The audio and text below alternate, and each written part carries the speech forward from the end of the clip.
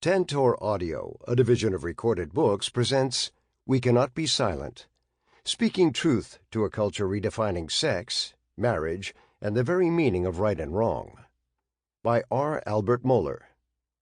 Narrated by Anthony C. Grant. Only take care, and keep your soul diligently, lest you forget the things that your eyes have seen, and lest they depart from your heart all the days of your life. Make them known to your children, and your children's children. Deuteronomy, chapter 4, verse 9. Preface. One of my most vivid memories of childhood is standing with my grandfather, looking out on the landscape after a hurricane had passed through our town. Growing up in Florida, I knew to respect the great storms, but I was not prepared to see how much the landscape had been changed. I can remember thinking that I had underestimated the storm, a mistake I was determined not to make again. Something similar is happening to many Christians in America today. We look out on the horizon around us and realize that our culture has been radically changed. In this case, the storm is a vast moral revolution, and that revolution is not even close to its conclusion. In fact, there will likely be no conclusion to this moral revolution within our lifetimes, or the lifetimes of our children and grandchildren. We are now witnesses to a revolution that is sweeping away a sexual morality and a definition of marriage that has existed for thousands of years. This is the morality and understanding of marriage that has been central to society shaped by biblical witness and the influence of both Judaism and Christianity. It is also important to note that throughout human history, in virtually all civilizations, marriage has been understood as the union of a man and a woman. That has changed. This book is about this moral revolution, how it happened, and what it means for us, for our churches, and for our children. It is important to trace the revolution and understand that the most heated controversies of our day did not emerge from a vacuum onto the daily headlines. Every revolution has a story, and the story of this revolution is one that we can now trace. To put the truth plainly, this revolution did not start with same-sex marriage, and it will not end there. The revolution that is centered on transforming sexual morality and redefining marriage has succeeded faster than its most eager advocates had even imagined, as they themselves now admit. But this revolution could not have achieved such a velocity if the ground had not been cleared by developments that came long before same-sex marriage. We will look at what came before same-sex marriage, and we will look into the future to what may come after. Every Christian church, and every Christian, will face huge decisions in the wake of this moral storm. When marriage is redefined, an entire universe of laws, customs, rules, and expectations changes as well. Words such as husband and wife, mother and father, at one time the common vocabulary of every society, are now battlegrounds of moral conflict. Just consider how children's picture books will have to change in the wake of this revolution. As those who demand this revolution make clear, there will be no model of a normative family structure left in its wake. But this revolution has also reached into our churches. Some are arguing that Christians need to revise our sexual morality and the definition of marriage to avoid costly and controversial confrontations with the culture at large. Are they right? In Chapter 1, we trace the revolution and its vast impact. Like a hurricane on a radar screen, this massive moral shift can be seen in its development and its storm track. We cannot tell this story without looking at how secularized our society has become. It turns out that the secularizing of the culture is central to the moral shift. In Chapter 2, we look at the arrival of birth control and divorce, and at the fact that few Christians seemed to understand at the time that these developments were setting the stage for a total redefinition of marriage and the family. You can't have a sexual revolution without easy contraception and so-called no-fault divorce. By the early 1970s, Both were largely in place. Christians seemed to take little notice of either. In Chapter 3, the development of the homosexual movement is put within the context of that moral revolution. Those advocating for the normalization of same-sex relationships and behaviors built upon the momentum of the sexual revolution, and they did so with spectacular success. Chapter 4 is a close look at same-sex marriage itself. How is it possible that marriage could be redefined to include a man married to another man, or a woman married to another woman? We know that a majority of Americans now affirm what just a decade ago a vast majority rejected: the legalization of same-sex marriage. What does this mean? What will it mean? Chapter 5 considers the transgender revolution. In the long run, the redefinition of sex and gender will have even more far-reaching consequences than the redefinition of marriage.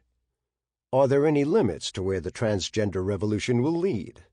None are yet in sight. Chapter 6 looks squarely at the end of marriage. What will marriage mean when virtually anyone has a right to marry? What can it mean? Some voices on both sides of the same-sex marriage controversy agree that, whatever else may happen, marriage will never be the same.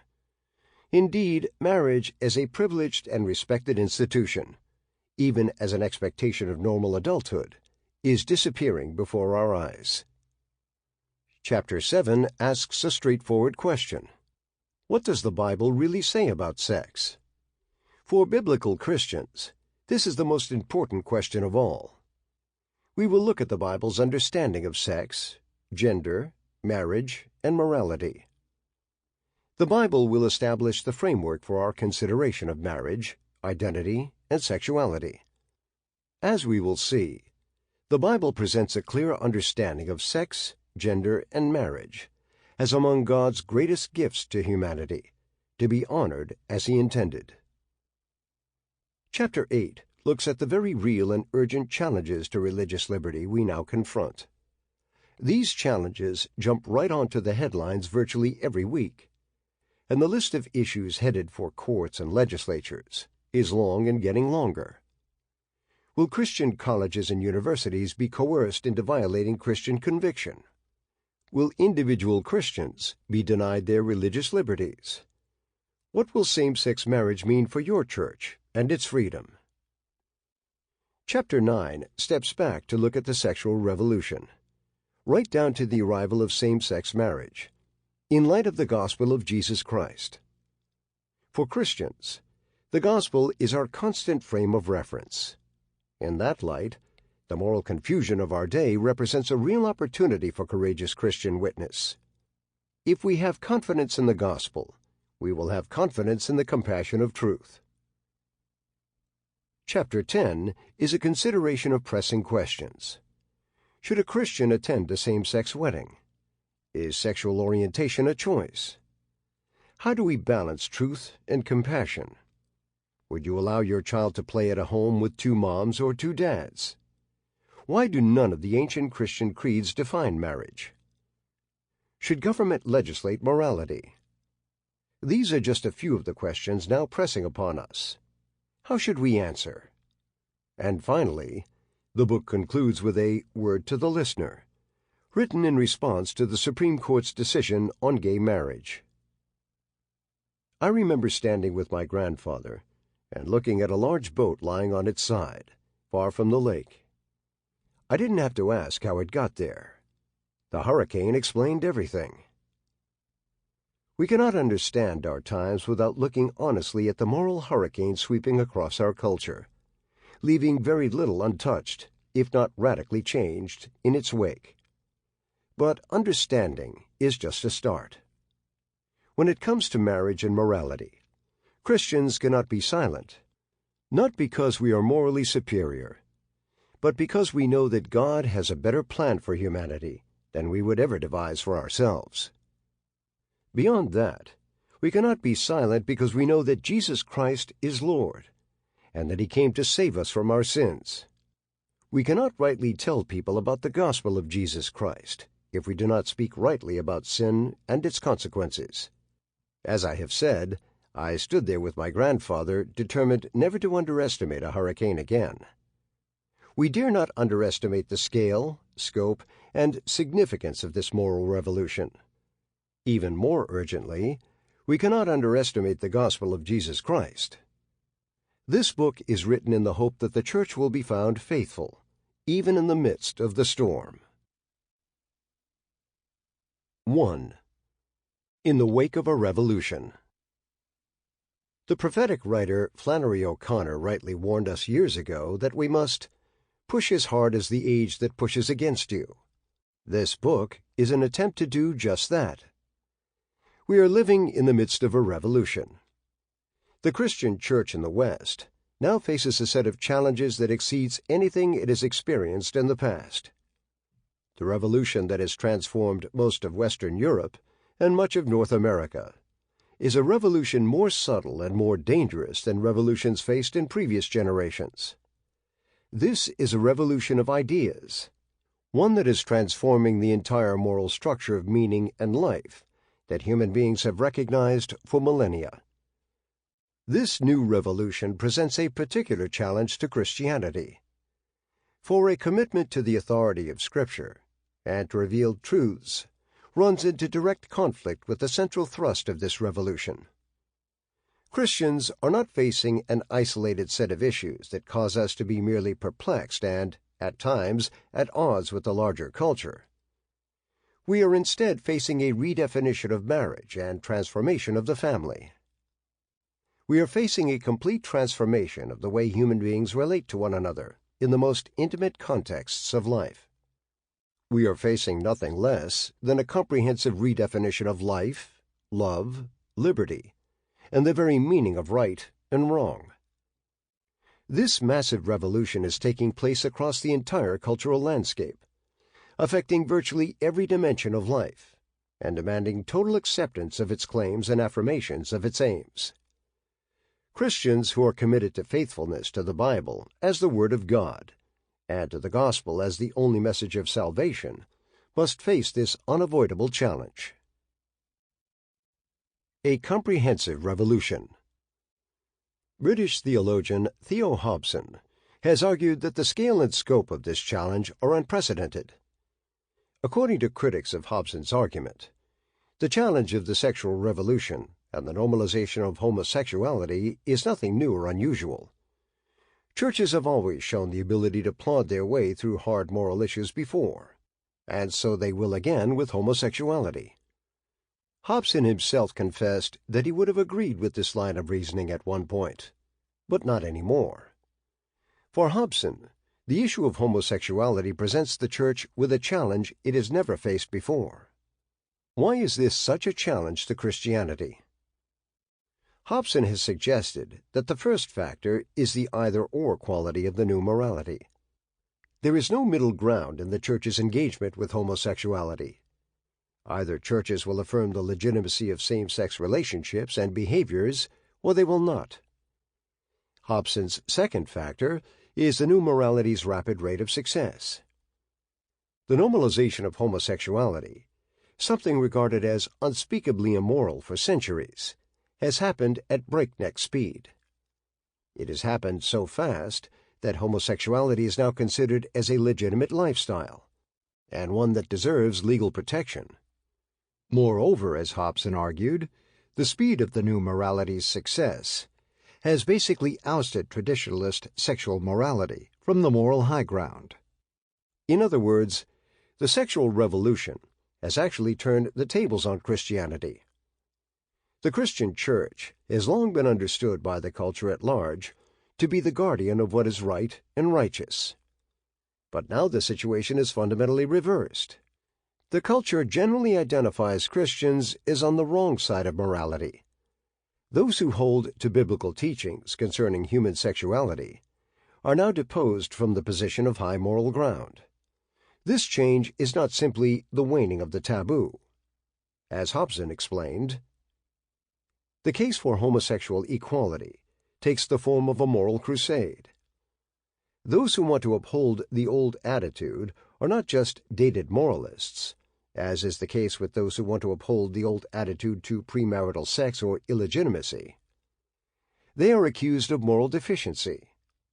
The old taboo surrounding this practice does not disappear, but bounces back at those who seek to uphold it. Such a sharp turnaround is, I think, without parallel in moral history. The moral revolution is now so complete that those who will not join it are understood to be deficient, intolerant, and harmful to society. What was previously understood to be immoral is now celebrated as a moral good. The Church's historic teaching on homosexuality, shared by the vast majority of the culture until very recently, is now seen as a relic of the past and a repressive force that must be eradicated. This explains why the challenge of the moral revolution poses such a threat to the whole of Christianity and to its position in modern societies.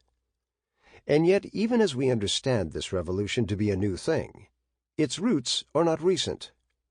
As a matter of fact, the Church has seen the sexual revolution taking place turn by turn for virtually all of the last century. What now becomes clear is that most Christians vastly underestimated the challenge the sexual revolution represents. The source of the sexual revolution: the secularization of the Western world view. The background to this revolution is a great intellectual shift that occurred in concert with the secularization of Western societies. The modern age has brought many cultural benefits, but it has also brought a radical change in the way citizens of today's societies think, feel, relate, and make moral judgments. The Enlightenment's elevation of reason, at the expense of revelation, was followed by a radical anti-supernaturalism. From looking at Europe, it is clear that the modern age has alienated an entire civilization from its Christian roots, along with Christian moral and intellectual commitments. Scandinavian nations, for example, now register almost imperceptible levels of Christian belief. Increasingly, the same is true of both the Netherlands and Great Britain. Sociologists now speak openly of the death of Christian Britain, and the evidence of Christian decline is abundant throughout most of Europe. That same Christian decline has now come to America.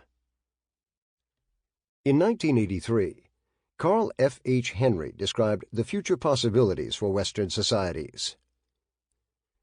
If modern culture is to escape the oblivion that has engulfed the earlier civilizations of man, the recovery of the will of the self-revealed God in the realm of justice and law is crucially imperative.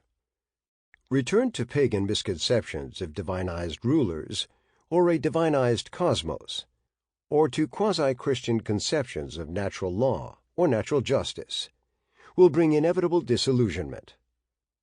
Not all pleas for transcendent authority truly serve God or man. By aggrandizing law and human rights and welfare to their sovereignty, all manner of earthly leaders eagerly preempt the role of the divine and obscure the living God of scriptural revelation. The alternatives are clear. Either we return to the God of the Bible, or we perish in the pit of lawlessness. Regrettably, Henry's warning has gone unheeded, and the path of American culture has become more and more secularized. Secular refers to the absence of any binding divine authority or belief. Secularization is a sociological process, whereby societies become less theistic as they become more modern. As societies move into conditions of deeper and more progressive modernity, they move away from a binding force of religious belief, and theistic belief in particular. Canadian philosopher Charles Taylor has compellingly portrayed the story of Western society's transition into secularism. In his book, A Secular Age, Taylor described the pre-modern age as a time when it was impossible not to believe. In other words, belief in God had no intellectual alternatives in the West. There was no alternative set of explanations for the world and its operations, or for moral order. All that changed with the arrival of modernity. In the modern age, a secular alternative to Christian theism emerged, and it became possible not to believe. But during this time, theism was still intellectually and culturally viable. But as Taylor noted, those days are behind us.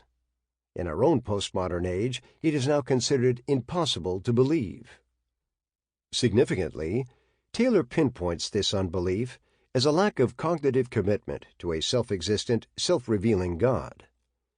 Secularization is not about rejecting all religion.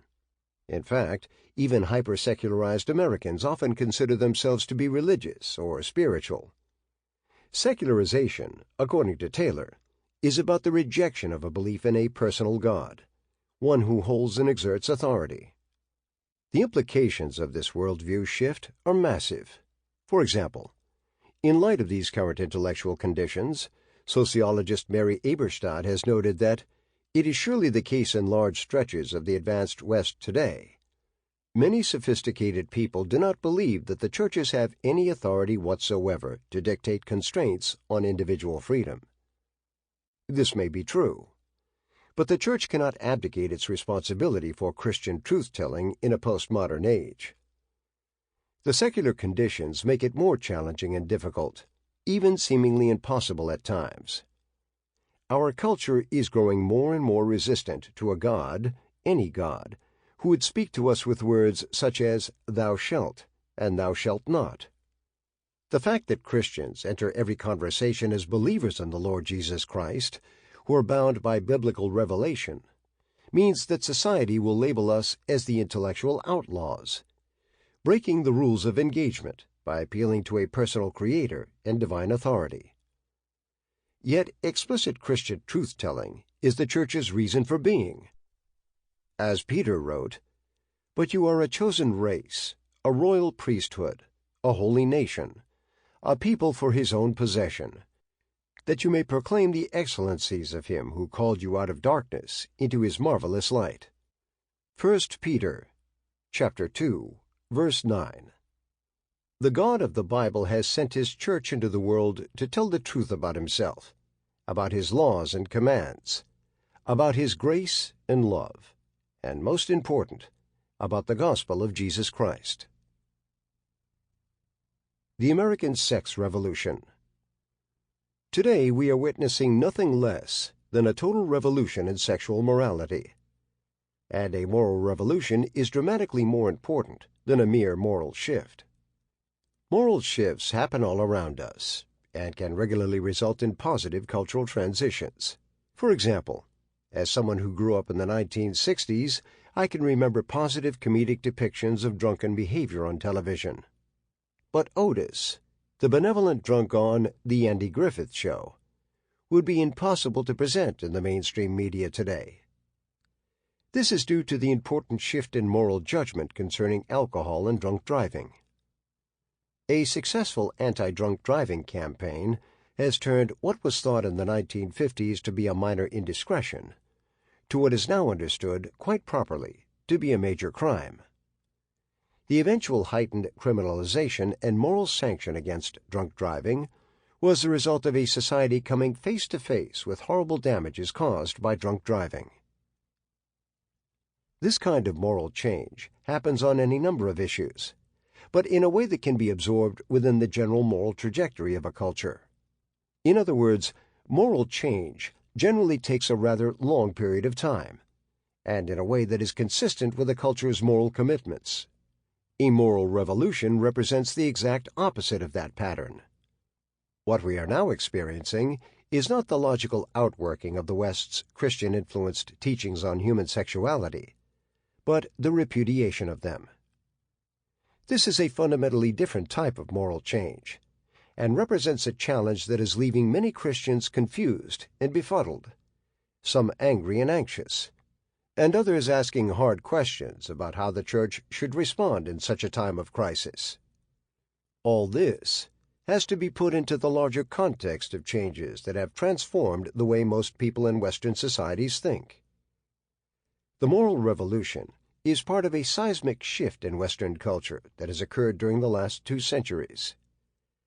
In that span of time, vast social changes have transformed the way people in advanced industrialized economies live, relate to one another, and engage the larger world. If that sounds like an overstatement, just consider the fact that at the beginning of the 20th century, most Americans lived in a rural context as part of an extended family, and with a range of geographic mobility that was generally confined to a very small area. The idea that human beings would be flung coast to coast in an advanced economy, and that work would be transformed from the tilling of the soil to what is now described as knowledge work, is something that would have been inconceivable. These cultural transformations have uniquely impacted the family, which has been stripped of many of its defenses, and separated from the larger context of kinship and the extended family. An article in Bloomberg Businessweek about changing patterns in the American diet also demonstrates how moral revolutions can take place so quickly.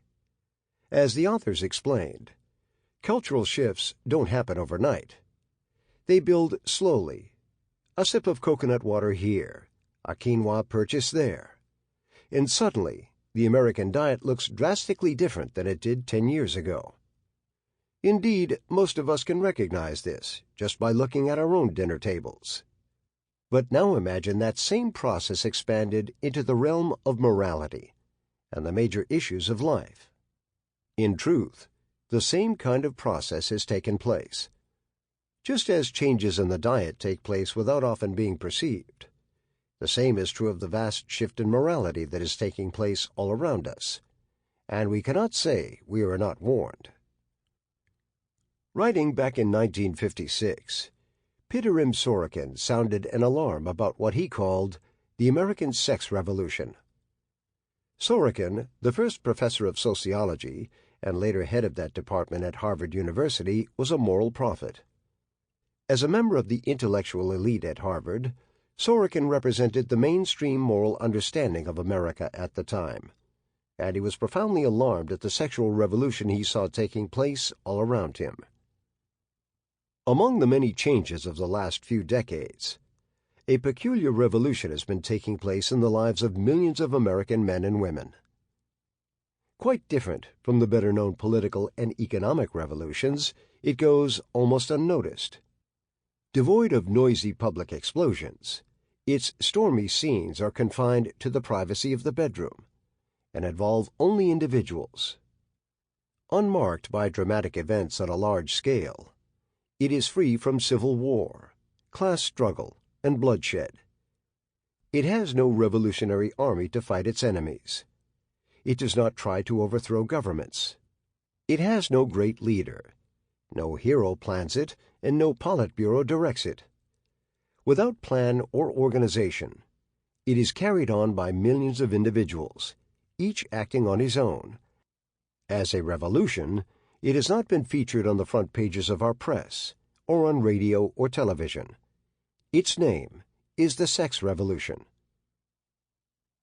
There is a particular power to Sorokin's use of the word revolution. In a way most of us cannot even conceive, Sorokin knew how revolutions happened and the carnage they often left in their wake. Born in Russia, Sorokin was condemned to death by the last emperor, Tsar Nicholas II. Escaping that death sentence, he later served as private secretary to the interim government that was in place after the death of the Tsar. Sentenced to death once again, he was eventually exiled by Vladimir Lenin, an event that prompted his move to the United States and eventually to Harvard University. In other words, Sorokin used the word revolution to make a point that no other word would convey. Even in 1956, he saw the world being turned upside down. He saw the sexual revolution coming in full force. The idea of a sexual revolution can be traced back to the 19th century, when intellectuals in Europe began to push back against the inherited sexual morality that had come into Western civilization through the Christian tradition. Fueled with a desire to redefine love and sex for a new age, these intellectuals argued that Christian sexual morality was inherently repressive, and that true liberty could only come to human beings if the sexual morality derived from the Bible was overthrown and subverted. For the most part, calls for a sexual revolution in the 19th century were primarily confined to a class of self-consciously liberal intellectuals who lived mostly on the fringes of the establishment cultures in Europe and the United States. Sample complete. Ready to continue?